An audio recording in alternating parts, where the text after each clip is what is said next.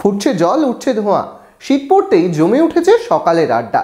না, তবে চা নয়, শীত পড়তেই হাতে হাতে ঘুরছে গরম গরম ধুকি। দেখুন শামশেরগঞ্জ থেকে স্পেশাল রিপোর্ট। মনোবীক্ষণ পলিক্লিনিক, চিকিৎসার জগতে এক দশক। এখন এখানে সব বিষয়ে ডাক্তারবাবু একসাথে তলায়। ফোন করুন 7477799515 এই নম্বরে। বয়স 55 ছুঁই ছুঁই, প্রায় 45 বছর ধরে সুস্বাদু খাবার ধুকি বিক্রি করে চলেছেন শামশেরগঞ্জের উত্তর চাচণ্ডের বাসিন্দা মনসুর মোমিন। স্থানীয় বাসিন্দাদের শীতের সকালে প্রাতরাশ।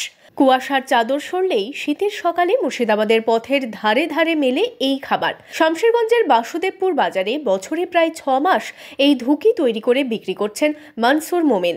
চালের গুঁড়ো, নারকেল ও গুড়ের মিশ্রণে তৈরি হয় ভাপা পিঠের মতো দেখতে এই খাবার ধুকি। দামেও বেশ সস্তা। অগ্নিমূল্যের বাজারেও এর দাম 5 টাকার মধ্যে। 5 টাকা থেকে 20 টাকার মধ্যে মিলছে এই খাবার। 45 বছর থেকে 1.5 টাকা কিলো চাল থেকে আমি ধুকি ব্যবসা করি।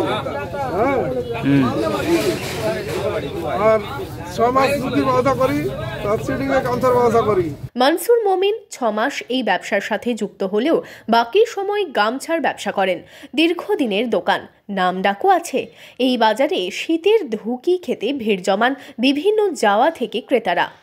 কাস্টমার আমার সব অনেক দূর থেকে আসে, পাকুড় থেকে আসে, হিরামপুর থেকে আসে, ঝাড়খণ্ড থেকে আসে, চাঁদপুর থেকে আসে, জয়পুর, বহরমপুর এগুলো থেকে আসে, সব খেয়ে যায়। সবাই নাম করে ধুকি খেয়ে।